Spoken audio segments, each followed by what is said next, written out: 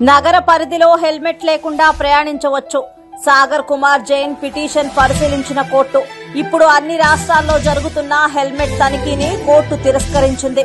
Municipal corporation పరిధిలో driver కు helmet వాడకం తప్పనిసరి కాదు. మీ రక్షణ మీ ఇష్టం. రాష్ట్ర రహదారి లేదా జిల్లా రహదారి హోదా పొందిన రహదారిపై హెల్మెట్ ధరించడం అయితే తప్పనిసరి.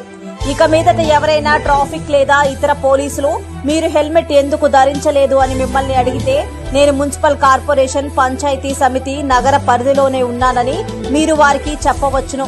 ఈ విషయం అందరికీ తెలిస్తే సంతోషంగా ఉంటుంది.